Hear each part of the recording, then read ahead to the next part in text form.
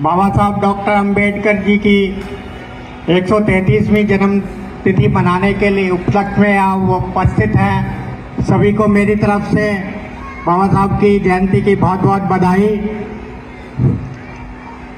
हम लोग सभी अभी लगातार बाबा साहब के गुणगान करते हैं कि बाबा साहब ने ये करा, बाबा साहब ने ये करा, लेकिन अपने आप कुछ नहीं करते।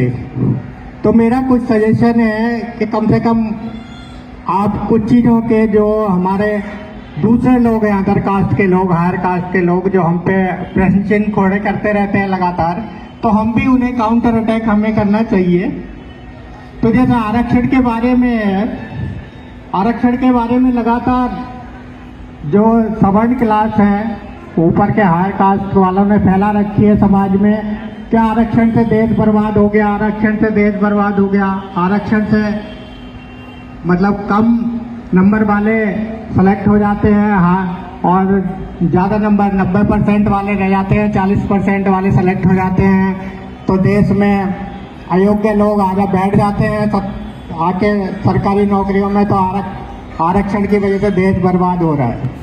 ऐसी गलत फहमी उड़ाते रहते हैं। कोई आज तक स्टडी तो इस टाइप की हुई नहीं क्या जिससे ये हो सके किसी भी डिपार्टमेंट में। एक बार रेलवे में सिर्फ स्टडी हुई है कि आरक्षण से कितना फर्क पड़ा, तो उसमें भी ऐसा कुछ नहीं है कि आरक्षण से कुछ फर्क पड़ा हो सरकारी सिस्टम में।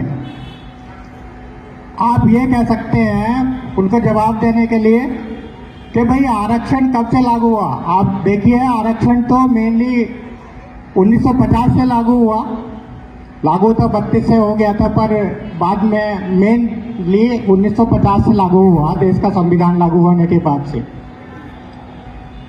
तो पूछिए उनसे पहले कौन सा देश हमारा विश्वगुरु था? उससे पहले देश की क्या हालत थी जब आरक्षण नहीं था? तो देश जो है उससे पहले 200 साल तक जो है अंग्रेजों का गुलाम रहा। उससे पहले आप देखोगे तो 800 साल तक मुगलों का गुलाम रहा। इसी बीच देश के 7 टुकड़े हो गए। 7 देश जो इसी में थे सम्राट अशोक के टाइम में, अखंड भारत के, तो वो 7 देश इसमें से निकल गए। अफगानिस्तान, नेपाल, भूटान, म्यांमार, श्रीलंका, पाकिस्तान, बांग्लादेश, इतने टुकड़े हो गए देश के। और इतने सारे 1000 सालों तक आपने गुलामी झेल ली, तब तो कोई आरक्षण नहीं था। तब क्यों नहीं कहा? इतने ही आप इंटेलिजेंट थे तो ये चीजें जवाब देना आना चाहिए। दूसरा बात, आरक्षण में देखो कि जितने भी भ्रष्टाचार हुए हैं सरकारी नौकरियों में, सरकारी विभागों में, जितने भी बड़े बड़े भ्रष्टाचार हुए हैं, कोई भी उसमें आरक्षण वाला नहीं है। सभी के सभी आप नाम देख लेना, यूट्यूब पे पड़ा हुआ है। बहुत सारे घोटाले हैं। 2G घोटाला, 2 लाख करोड़ रुपए का घोटाला था। आदर्श सोसाइटी घोटाला, हर्षद मेहता शेयर बाजार घोटाला, और तेल की स्टैंप घोटाला, हजारों 2-2 हजार, कई हजार करोड़ रुपए के घोटाले ये जितने भी हुए हैं, नाम तो इतना है, पूरे यूट्यूब पे लिस्ट पड़ी हुई है, पूरा सैकड़ों में है और ज़्यादा ही होंगे। तो इनमें भी कोई भी आप यदि ध्यान से देखोगे तो किसी में भी नहीं पाओगे कि जो आरक्षण वाले हैं कोई भी ऑफिसर इन्वॉल्व हो। सारे के सारे जो है ये हायर कास्ट वाले ही मिलेंगे नाम। तो इस पे भी आपको प्रहार करना है।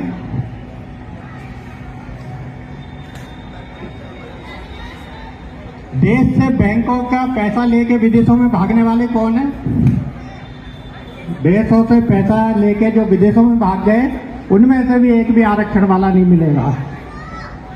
सारे के सारे यही हैं ऊपर, जो हमारे बैंकों से पैसा लेके बैंकों में नहीं दे रहे, बड़े बड़े कॉर्पोरेट घराने, और उसका लाखों करोड़ रुपए जो है गवर्नमेंट ने माफ कर दिया, उनमें भी कोई आरक्षण वाला नहीं है। तो देश को कौन लूट रहा है आप देख लीजिए।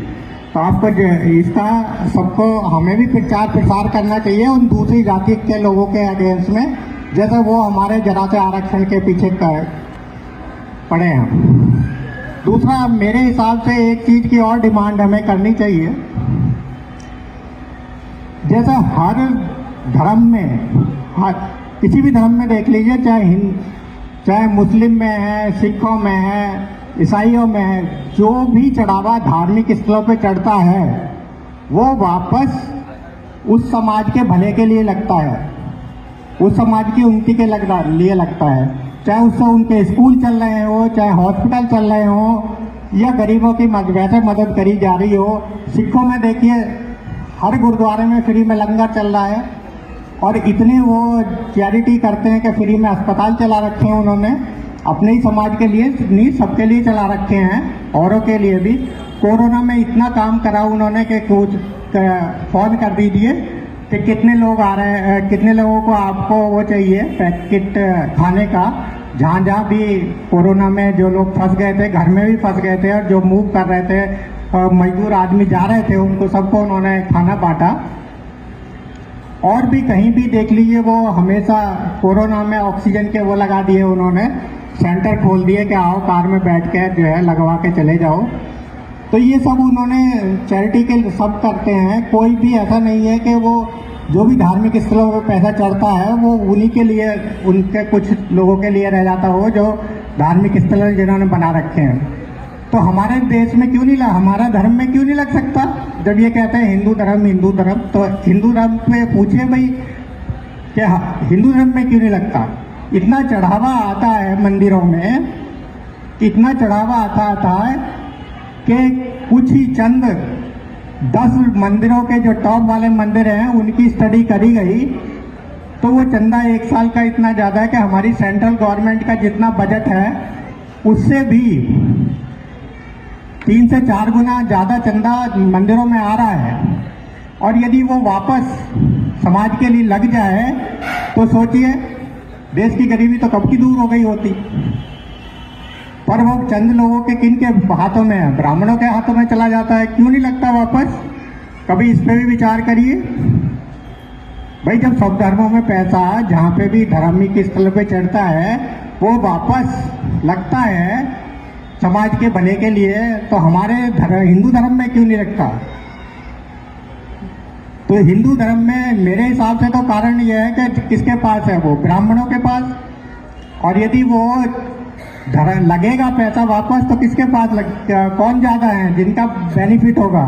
ज्यादातर शूद्र हैं, शूद्रों का भला होगा, और शूद्रों को तो वो इंसान ही नहीं समझते, तो कैसे लगा देंगे?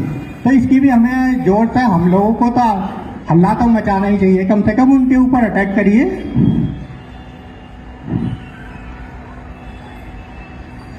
और एक और अटैक करना चाहिए मेरे हिसाब से कि सब धर्मों में एक धर्म पुस्तक है, और वो धर्म पुस्तक सभी धर्मों में बचपन से ही सभी को पढ़ाई जाती है, उस धर्म के मानने वालों को।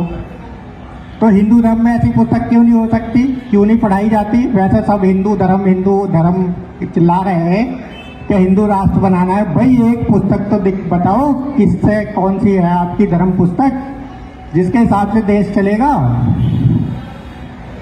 वो कहेंगे मनुस्मृति है। चलिए मनुस्मृति भी मान लेते हैं, यदि मनुस्मृति भी गलत फैलाई गई है। ये बात है कि मनुस्मृति में जन्म से ही ब्राह्मण का बेटा ब्राह्मण होगा, ऐसा नहीं है।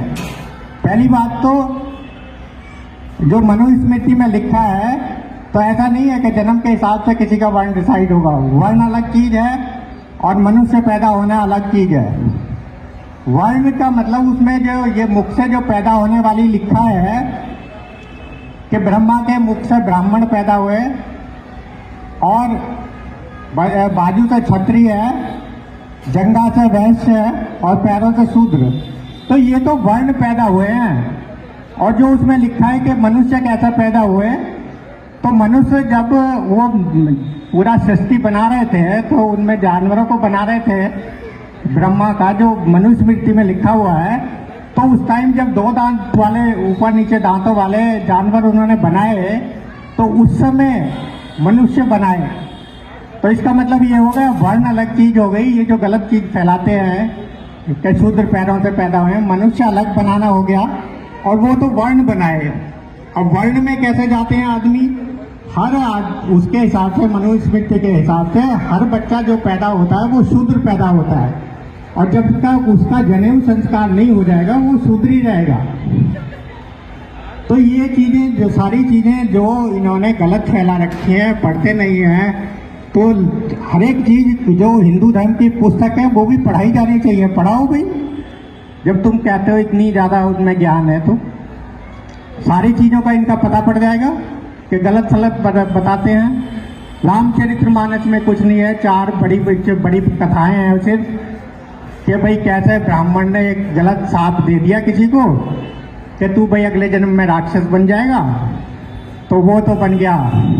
2 लोगों को शाप दे दिया, वो तो रावण और कुंभकर्ण बन गए, और राम उसे गलती से महसूस हुआ तो भगवान उनको उद्धार करने आ गए। तो इनके धर्म शास्त्रों को यदि आप पढ़ के देखेंगे तो उनमें भी कुछ भी ऐसा नहीं है। सारी चीजें जो हमें प्रचारित करे जा रही हैं वो गलत प्रचारित करी जा रही हैं। तो मेरा सभी से यही अनुरोध है कि थोड़ा थोड़ा करिए, और जैसे वो हमारे पर अटैक कर रहे हैं ऐसे ही आप भी अटैक करना शुरू करिए। अब तो सब पढ़ लिख गए हैं तो विरोध कर सकते हैं। आरक्षण के लिए भी कहें तो आरक्षण जो है, आरक्षण हमें फ्री में नहीं मिल गया। कहते हैं आरक्षण भीख में मिल गया, आरक्षण भीख में नहीं मिला है, और ना डॉक्टर अंबेडकर ने दिया। आरक्षण की कभी डॉक्टर अंबेडकर ने मांग नहीं की थी। डॉक्टर अंबेडकर ने तो ब्रिटिश गवर्नमेंट से कहा था कि सत्ता में हिस्सेदारी चाहिए, और उनकी दलीलों से ब्रिटिश गवर्नमेंट मान गई थी, और उन्होंने सांसद में, जो आज सांसद है हमारी सेंट्रल गवर्नमेंट, 87 सीटें दी थी। 87 सीटें जो हमारी वोटों से ही जाते हैं वो कैंडिडेट, 87 सीटें ऐसी दी थी जिनमें हम शेड्यूल कास्ट ही वोट डालते हैं, शेड्यूल कास्ट और शेड्यूल ट्राइब्स के लोग ही, और वो इलेक्ट होकर जाते हैं। तो सोचिए यदि 87 मेंबर हमारे जाते वहाँ पे और वो हमारी वोटों से जाते तो वो हमारे एक्चुअल रिप्रेजेंटेटिव होते। पर दुर्भाग्य गांधी जी वो हम बैठ गए वहाँ, और गांधी जी ने अनशन पे बैठ गए और वो अधिकार हमारा छीन लिया। उसके बदले में दिया हुआ है ये कि आरक्षण जो है उसके बदले में मिला है हमें। सीटें तो हमारे 131 हैं आज संसद में, पर कोई बोलता है? क्योंकि जो हमारा रिप्रेजेंटेटिव वहाँ जाता है वो एक्चुअली वो हमारा रिप्रेजेंटेटिव है ही नहीं संसद में।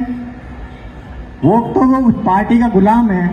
कहीं भी यदि देखोगे, जैसे कोई सीट रिजर्व है, बुलंदशहर की सीट रिजर्व है, तो वहाँ पे यदि रिजर्व से कैंडिडेट खड़े हो तो जितने कैंडिडेट हैं वो सब रिजर्व के खड़े हुए हैं, तो रिजर्व की वोट तो डिवाइड हो जाती हैं।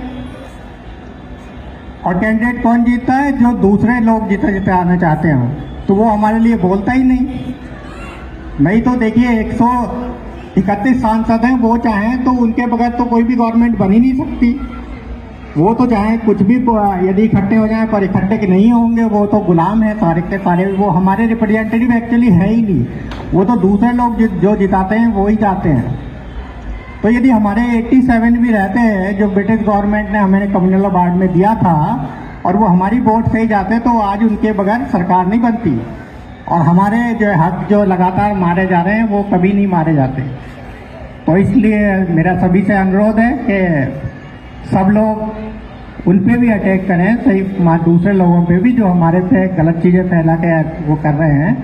और मैं इसी के साथ अपनी बात खत्म करता हूँ। सभी ने ध्यान से सुना, उनके लिए बहुत बहुत धन्यवाद।